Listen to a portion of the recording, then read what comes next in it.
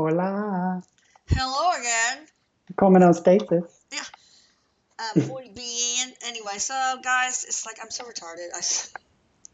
I started doing questions about insects and then realized like 22 minutes into it that, hey, these sound so familiar, these questions. I already did it. So we're going to see if Erik can get Albert Schweitzer for us. And we'll talk to him. Not Albert Einstein, Albert Schweitzer. Oh, okay.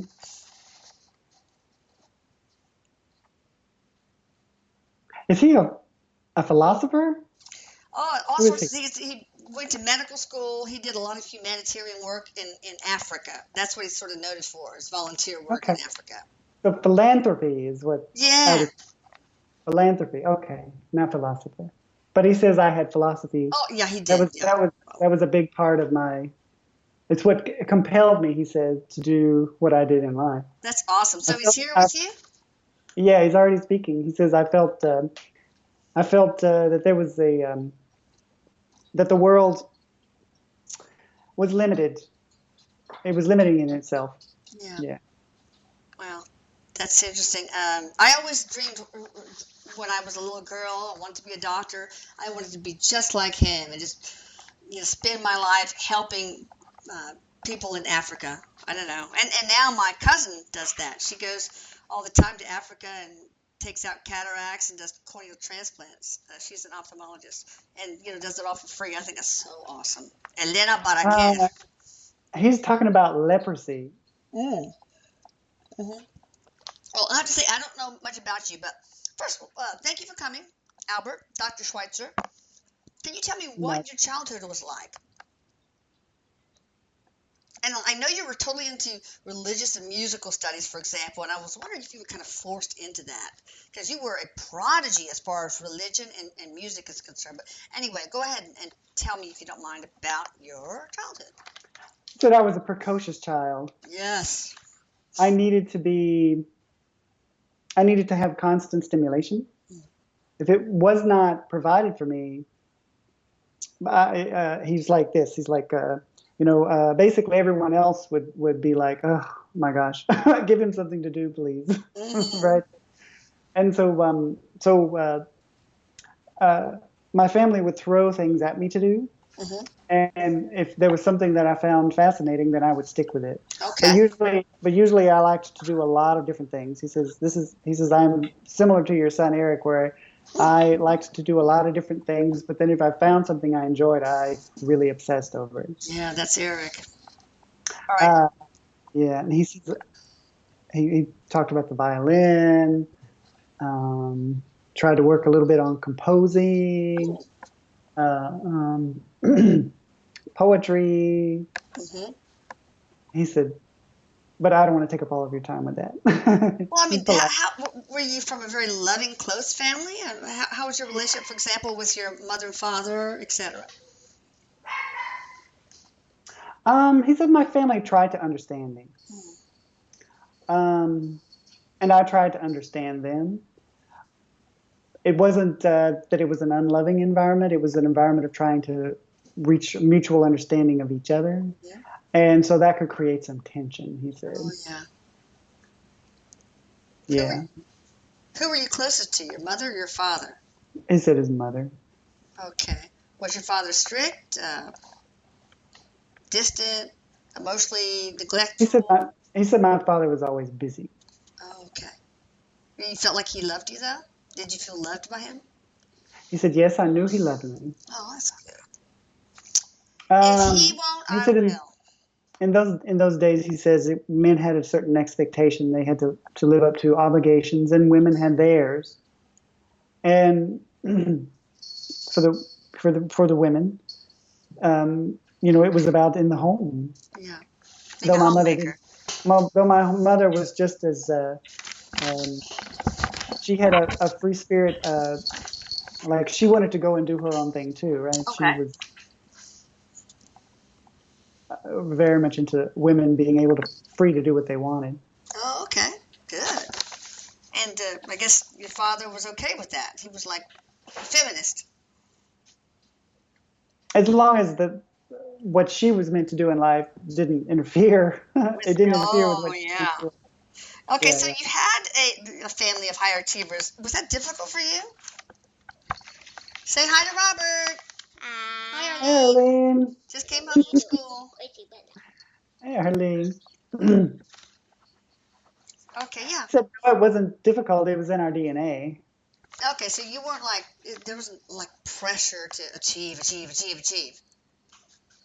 He said, of course, there's pressure, Yeah. but the thing is, it's how you react to it.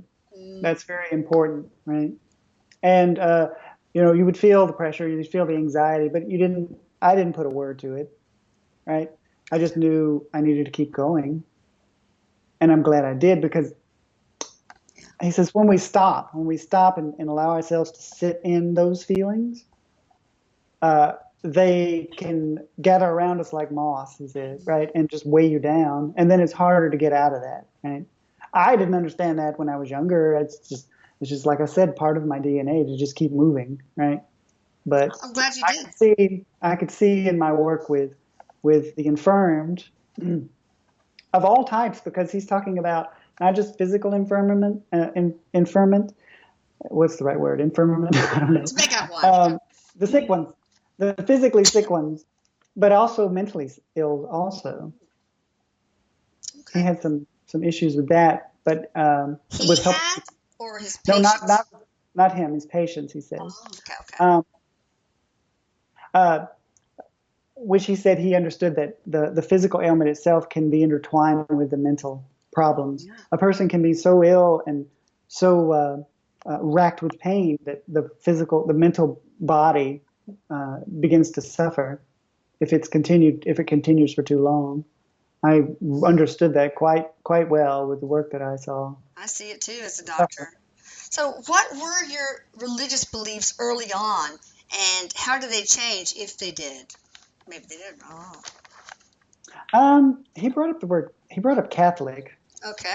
but he's talking about how religion itself was a structure. It provides a structure. It kind of helps human beings, he says, um, he says, even though many times it can be very fake, right? He says it allows them to come together in a cordial way, right? uh, but he's like showing me this visual of people sitting on a church pew and everybody's smiling or has this, very peaceful look on their face, but then in their mind they're like, like in their mind they're Oh, like snippy and stuff.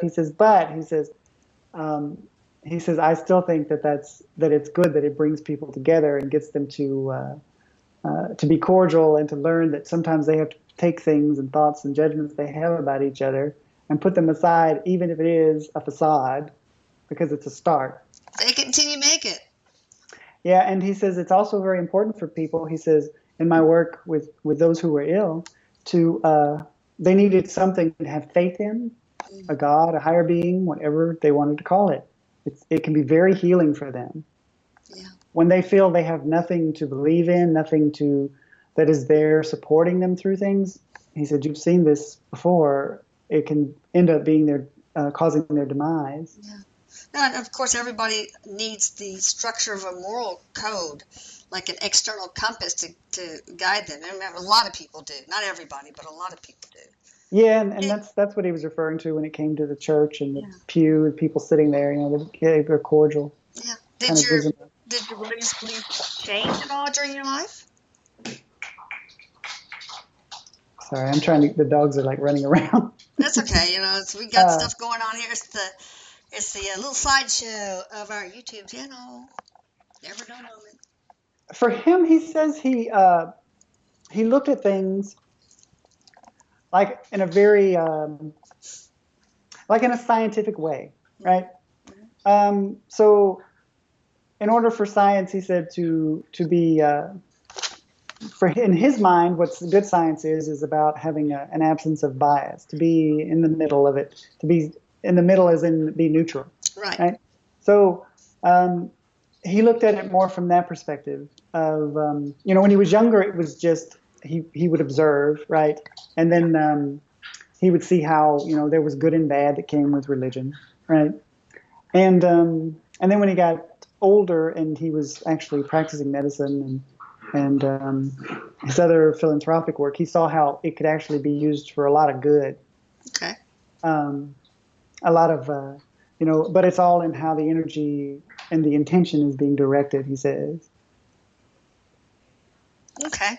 Tell me more about your musical talents. I know that you were and I just did not know that growing up, but you apparently were an internationally acclaimed pianist and organist, and you earned money from your performances so that you could fund your way through medical school and so that you could build your hospital in Africa. You want to expound on that at all?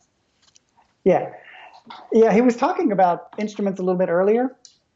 I was getting ready to say that he brought up the violin first, but then he was bringing up piano and some other stuff too. Okay. And I didn't hear your full question. You were asking basically, how did the musician? No, just to tell us a little bit more about your life with music and how it funded your medical schooling and helped you build your hospital in Africa, and how you were internationally acclaimed with especially as a pianist and an organist. Right.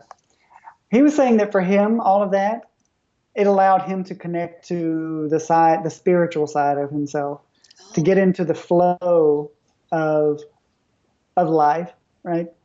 The flow of the energy of life, which I could just completely let go. He said, and that is where my doggedness in doing everything that I needed to do in life, making sure that I followed my lists, right? That I checked off the box, all of that studiousness, right? It paid off. Yeah. It paid off in the music, and it allowed me to get into the flow without actually having to think, oh, am I doing this right or whatever? Because the analytical side of me is like, okay, I've taken care of the theory. Yeah. Yeah. Okay. And he says that it wasn't his intention when he did the music and he became very famous to use that like in a like he didn't go into it with anticipating to making a lot of money from it, right? He went into it simply for the joy of it, but then it became something that allowed him to earn a lot of money, and then he could funnel that into philanthropic things. He said. Okay, what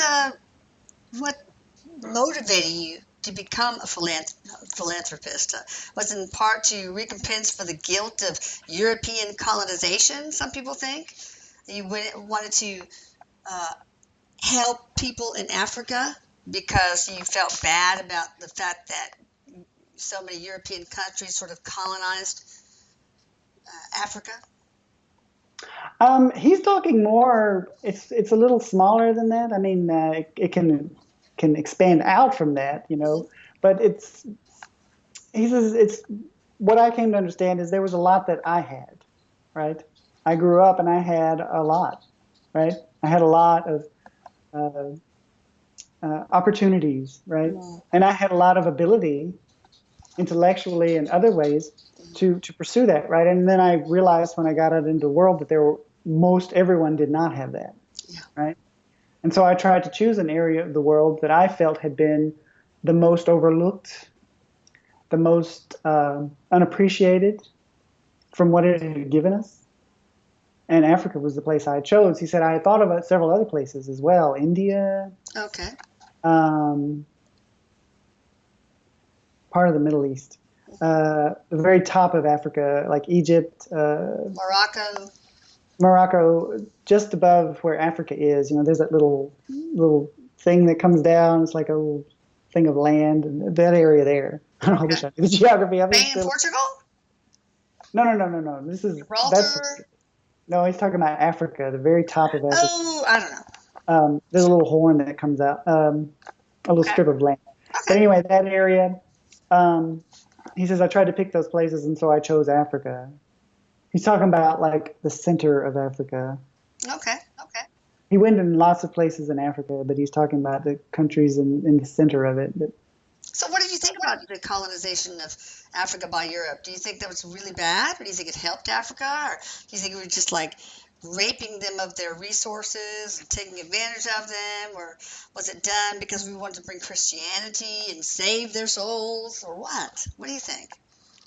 He said the intention was simply to spread the influence of their culture, right? He said that was their intention, and it was to be at the expense of whoever they were colonizing. He said, look Well, through history, and you will see that throughout history. well, did they think that they were helping the Africans by doing that, by sending out the, missionaries and? he said, what I will say is that the people who were actually, so he said human beings, they work in groups, right? They have a hierarchy, right? And so the very people who were, if you want to say at the very top of the hierarchy, they had a certain intention, which was about resources and about and part of that resources is acquiring more land, more power, right? Ivory, He- gold, all of diamonds. that, yeah, all of that, right? But Yeah. then the people who were lower in that hierarchy, he said uh, they were, because those people were pushing into those territories, there were others who were missionaries, people who were of all faiths, particularly Catholic. He brings that up again. And they had a different intention, which was to, the individuals who were doing it, right? Yeah. Had a different intention, which was they believed were saving their souls and stuff, Okay. right? But he says that the people who were above them, even in the church and stuff, it was necessary for those people to feel that they couldn't do on their own. They needed something higher than themselves to depend on so that they could be easier to control. And it would be easier to, it's like he says, it brings in a sense of well, we can trust you because, you seem to be like telling us that we are trying to help you, right? Okay. But he says, in the long term, that's not what happened. Okay. Not So, what happened. what did you think about slavery? About America, for example, taking slaves and bringing them to the United States? Yeah, I mean, he says it's abhorrent, Yeah. but he says,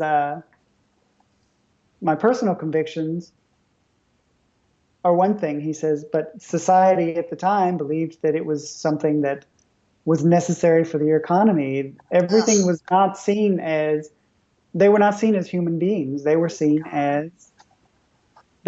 as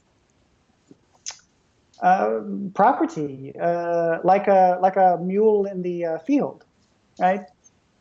That there's no sense of connection with them being another human being. He says it's abhorrent. Tell that to Colin Powell and Condoleezza Rice. That's terrible. So, um, what made you decide to go into the study of medicine and become a physician?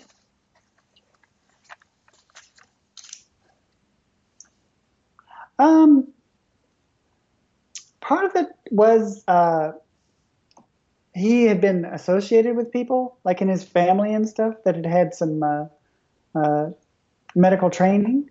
Okay. But there was something with his mother also that inspired him. He showed me her feet, right? Like something was messed up with her feet, maybe.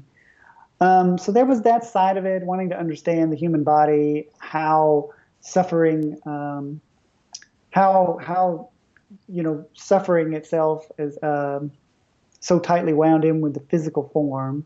Yeah. I mean, that's not how he would have worded it, he said, when he was living, right? But it was about trying to understand the actual human body. And it was so mystical to me because it was we're such complex organisms. Mm. And I like to understand what I don't know. Okay. All right. What was wrong with your mom's feet? Did you ever come up with a diagnosis? Probably as simple as needing a pet egg. Kidding. Okay. Well, what he shows me with that is it's just a visual. Like her feet look like twisted. Oh, maybe she He had says it was a bunions. kind of arthritis, he said. Okay. Now, some said you were paternalistic and racist, actually. Here's one of your quotes. With regard to the Negroes, then, I have coined the formula. I am your brother, it is true, but your elder brother. What do you have to say for yourself about that? He says it's still abhorrent, though. He said what I am trying to say is that my intellect itself, when I was a human being, was superior to others, right? We all have our ego, Yeah. right? And he says And my intention when I verbalized those kinds of things was to say, your older brother is there to like help you, right? To to guide you, right? It's like your elder brother is supposed to know better, right? Well, do you He think says, you were more intelligent than the Negroes? I thought I was more intelligent than most anyone. Well, looking back, do you think there could have been some Negroes that had the equivalent IQ as you? I mean, maybe not the knowledge, obviously, because maybe they didn't have obviously the same education. But tell me. He said, of course they could. He says, I have to, he's backtracking a bit because what he's explaining is how when you're in the physical form, it's actually, you have an ego that, Sure. and that's all basically built on your, it gets built up by what society is saying in the moment, right? Mm, He says, but I believed that slavery and all of that is abhorrent still. good. I believed that even then. I believed that the key to them knowing that they didn't deserve that was to uh, elevate their mind in a way, right? To become Okay. more aware of their own worth. Did you at that And time? sometimes, Oh, go ahead. sometimes he says things that I had said in life um, could be interpreted in such a way that and could be used sometimes by me to manipulate others, right? But the Nobody's intention, perfect, but your no. intention was good. He said my intention was good. All right, now, so truth time. Back then, not now, but back then, human Albert Schweitzer, did you think that Negroes were inferior to white men, white people? Not because of, okay, he said, for me, it was about class, right? It was about, so they're genetics, right? Their skin is darker, he Mm-hmm. says. They're, but they are still human beings, Of right? course. I understood that. Mm-hmm. But what I saw in them in Africa was, um, he says it's about class. It's like, you know, there's a different kind of education that went on. It Are was you talking very about primal. sophistication, like raising your pinky Sophistication. when you Yeah, check your yeah, teeth? okay. Oh, That's really? the best word for it. It's that. And sometimes he says, in order to change to in my mind with my egocentric thinking and society at large, it was about um, trying to bring them up to our level, which he says is so egocentric, right?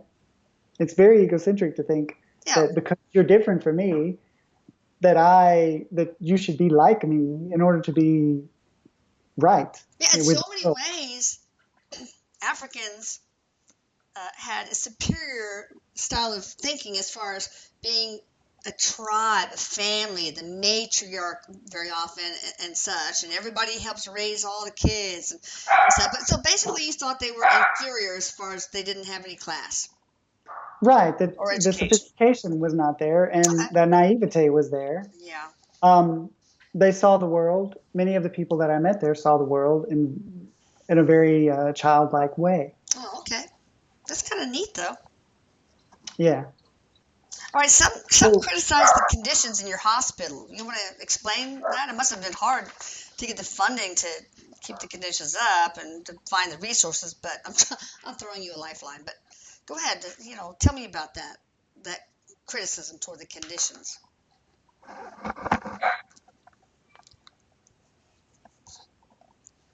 yeah, because that's one of the things he had showed me earlier was the conditions were not good at all. Like there's dirt all over the floor. There's rampant infection.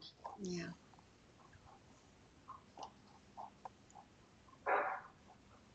I was asking him, why were the conditions that way? Can you explain yourself?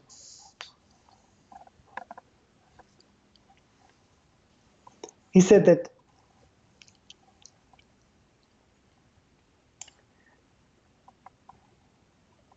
okay, all right. he said that, okay, I feel like he's rationalizing things a little bit, but what he's saying is that he had like this certain amount of money, right? Yeah. That he had to maintain for himself, right?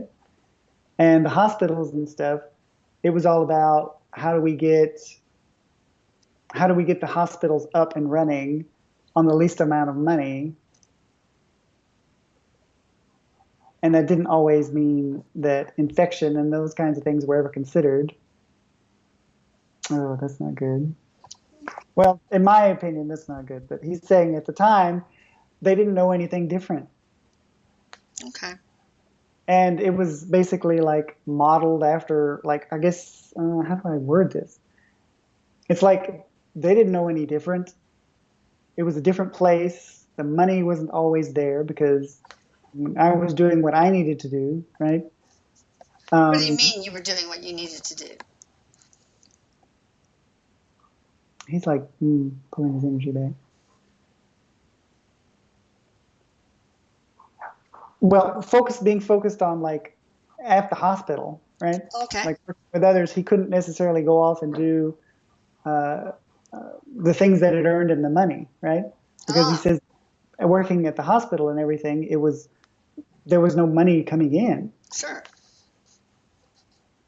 Okay. So there was not enough money, basically. It was not enough money, but then there was the other side of it, which is he could have contributed his own money, but he felt that he needed to save that for his own self-preservation. Okay. All right. Tell us about your marriage.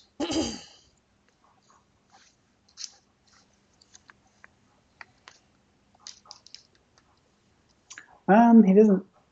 First, he says, it's not a happy thing to talk about. Really? You didn't have a good marriage?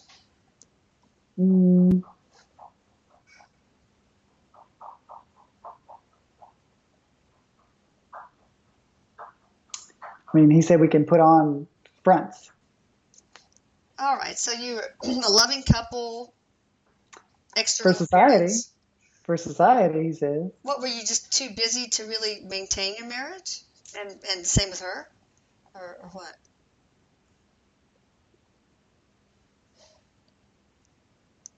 So he shows themselves as like type A's, right? Yeah. People have very type A personalities. Our marriage, he says, it can start out one way, right? And it can. How does he describe this? It's like this. There's like these societal pressures and things like that, which and you gravitate toward a certain person because he says you can see in them something that might be beneficial to you, like class-wise and financial-wise. And all of that. And then when you're in public, you present a certain persona that is necessary in order for society to think of you in a certain way. You just didn't do that, right? Okay. You didn't do the opposite of that, and you didn't separate. You didn't get divorced. You didn't do any of that. Okay. So it was a marriage of convenience. Yeah. All right, that's fine. So he must have projected in life something very different, where they said that they were very happy and everything. Okay. Happens a lot, I'm sure. Yeah. Why did you research and write that the image of Jesus had changed over time?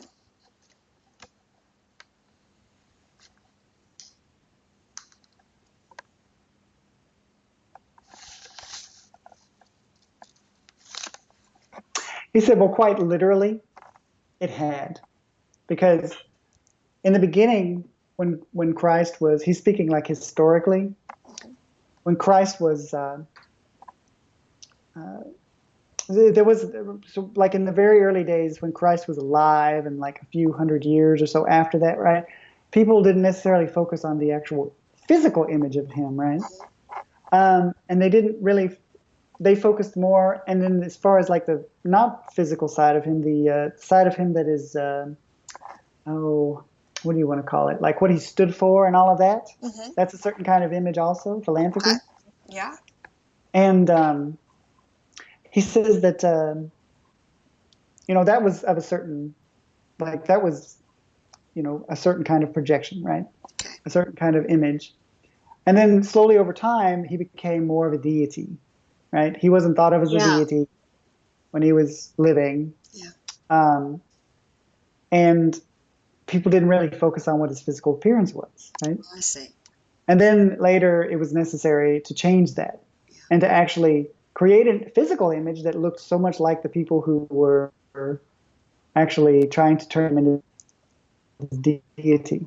Okay. And, when I was alive and stuff, that's where it was then. He uses the phrase, this Victorian kind of a thought about him, right? Okay. From the Victorian age and stuff, where everything is very clean and proper and all of that. And that's what I mean by the changing of the image of Christ and how it had changed over the years. He said, where you all are now in life is about coming back to the reality of what he represents and what he originally spoke of. Okay. Was what he originally represented when he was still alive. You're coming back to what he truly would have looked like as a human being, not the man that you see in the images. Right. And what he spoke of. An absence of judgment of others, accepting others, not seeing yourself as higher than. Okay, since we got started kind of late because I accidentally went on about insects, is it okay if we ask the usual spiritual questions I usually ask? Sure. But real briefly, 3 more just general questions. You're involved in the anti-nuclear weapons movement. A few words about that? Not believing in peace through strength. Okay, that's fine. I wish nobody had nuclear weapons.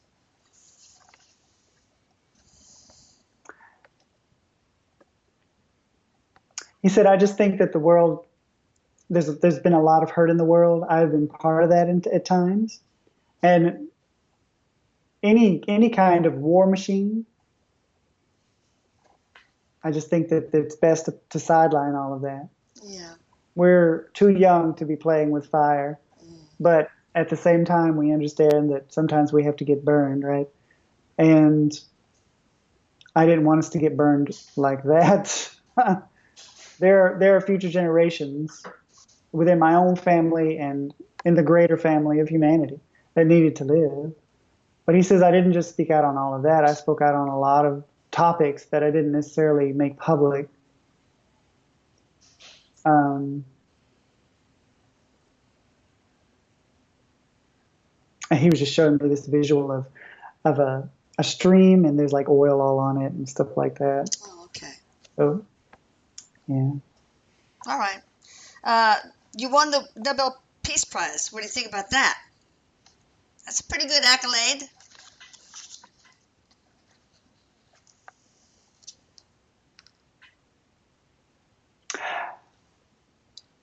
He said it was a highlight. Of course, it would naturally be a highlight for anyone. But I just needed to keep going on with other things that I did, other things that I had planned on doing.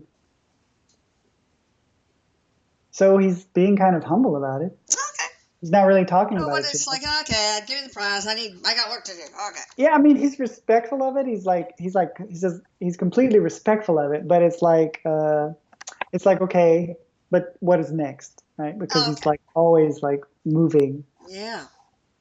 Mover and shaker. All right, last regular question. What's the deal with you and cats? There's something about Albert Schweitzer and cats. I'm sorry, Erik. Okay, so Schweitzer, he has such a different energy from Erik. He's very like serious, like just very like not stiff, but he's very straight like kind of guy. You know what I mean? And Erik's not. I know. Erik's like goofy. So when you were talking about the cats, I heard Erik say, "'Cause he likes pussy." Oh no! Oh my God! I raised you? Did I raise that boy? What? All right. Well, we'll hear what Albert has to say. He's probably not at all amused. Yeah, he just kind of didn't really even acknowledge it. He just like, okay. Well, he's not even like like looking at Erik or smiling or anything. He's Okay. just like, I'm waiting for my turn now. Okay. It is your turn. What? He was What's it? he was always surrounded by cats. Yeah. Yeah, he didn't mention that at all.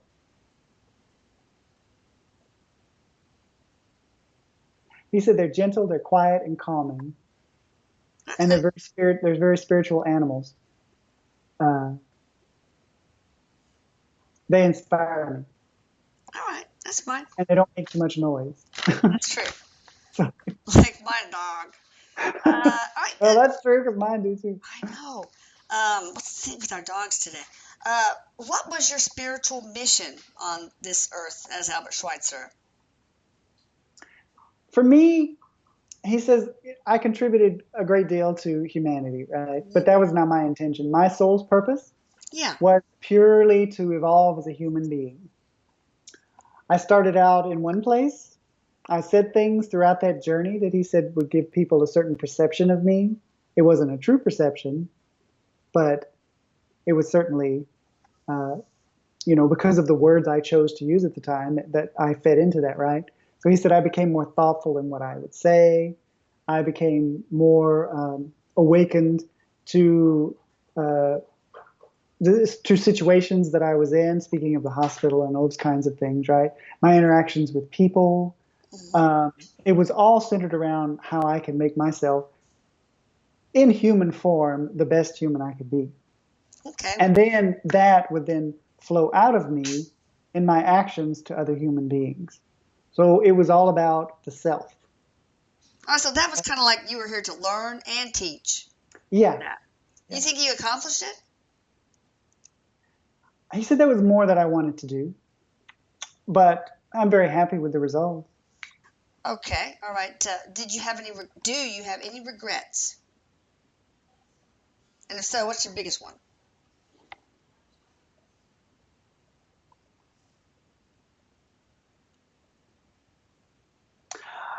He says in life I didn't focus on regret. But he says because if I had, he says it's just like anxiety or anything else. If you stay in that place, right, there'll be too much that will pile on you, right? Yeah.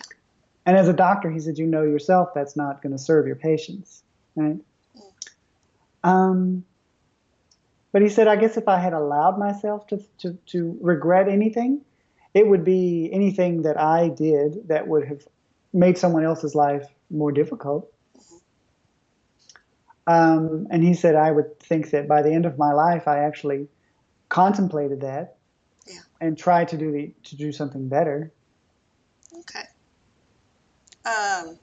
But he Can you, says there are no mistakes. oh no, everything is just an experience. Yeah. When you transitioned into home, heaven, what was the main takeaway? What insight did you gain? He said it was very peaceful. He said the main insight that I gained was how much I ran, like constantly, like go, go, go, go, go, go, go. And he says, and what motivated that, right? He says, it's not like I was running from myself or humanity. He says, if it had been the case, my life would have turned out differently. It was like there was all of this like energy and momentum that I had experienced in life that was fueling my curiosity. So it was like he showed like a lot of like an explosion that had happened behind him, and it was pushing him forward, and that's why he was running so quickly. And that explosion itself was everything he had learned and how his brain was firing off and all that kind of stuff, right? Okay. So he said, "So that's what I came to realize, and I understood then what peace was, Yeah. and what satisfaction was. One can never have enough satisfaction in life when you're constantly looking for the next thing. But I wasn't downtrodden by that," he said. No, not like Erik looking for Yeah. the next best thing. Can you share another life that most influenced your life as Albert Schweitzer?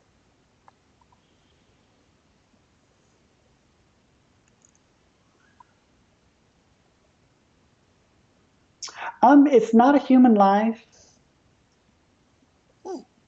Oh, okay. That's interesting. Um, it's a life that ties in with Africa. Long time ago. How many years? He says it doesn't matter. Okay. Well, anyway. Okay. Basically, he was a member of a pack of hyenas, Okay. right? And it was in Africa, southern part of Africa. Uh, the hyena, he says, is it's a very giving animal within its pack. He said it's very closely knit. Oh goodness, it's about tribe, all of that kind of stuff, about connection to one another. It's not so much about what the big picture is, right? So he said all of those kinds of things, they helped him to set his a certain mindset for what he wanted to do in the human life that he lived, right? You know, Okay. um, and then on the other side of that, the part of them that doesn't really think about the big picture so much, he said, it like became the thing that made him think, well, what is the big picture, right? Oh. Helped to kind of create that fire that he talked about earlier, right? Oh, okay. Yeah. That's So good. Now, can you share just a couple more? Share anything new about you that people in general don't know about? Any kind of little secret? he said I had an extra toe, Oh, wow. Okay, cool. Any but last message or bit of advice you want to share with anybody?